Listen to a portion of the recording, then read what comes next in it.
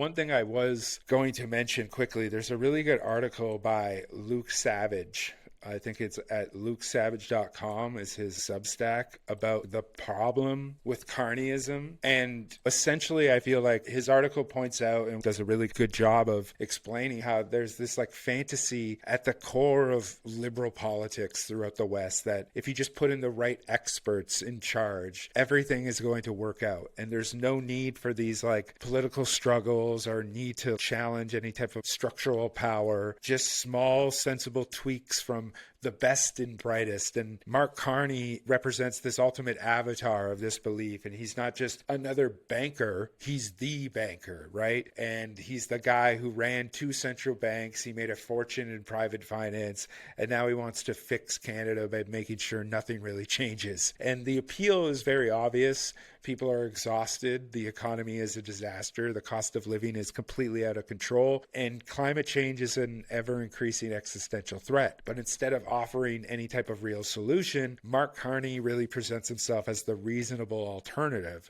someone who understands capitalism's flaws but insists that it can be corrected with just a few adjustments by his team. And this is the same type of technocratic nonsense that we've been hearing for decades. It's the belief that economic management is a science, right? Not a battlefield, and that finance should be left to the unelected independent experts who can tweak interest rates and fine-tune the incentives within the economy while the politicians smile and nod. And the market isn't an arena of power and exploitation, but a machine that just needs the right guy at its controls. Carney gets that people are angry. That's why he occasionally gestures at progressive values. He's praised Occupy Wall Street. He's given speeches to unions. He's written books with vaguely inspiring titles like Values, Building a Better World for All. But if you read past the marketing, and it's the same overworded, lukewarm neoliberalism that's been failing for years. His policies, it's just like, what? Eliminate capital gains,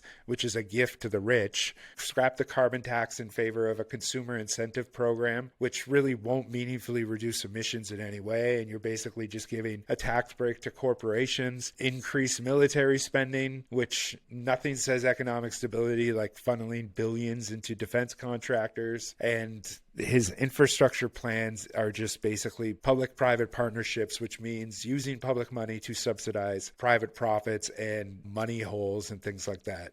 None of it are solutions. They're branding exercises. Carney really isn't here to fix the system. He's here to save it from real change. He acknowledges that there is inequality and market failures, but his answers are always going to be slightly more ethical versions of global capitalism. And then this profit-driven private enterprise will suddenly develop a conscience if we just nudge it the right way. That's his ideology. And it's a very dangerous kind of thinking. And we're not in a moment where these types of small tweaks are going to work. Housing is not going to become more affordable because of market incentives. Climate change is not going to be solved by appealing to corporate responsibility. If Trump continues to escalate this trade war, Canada will not be saved by a banker who believes in fiscal discipline and austerity. Yet, if we look at Carney, I still feel like he's very positioned to win. The Liberals love a centrist savior. Canada loves a centrist savior, especially when things are unstable.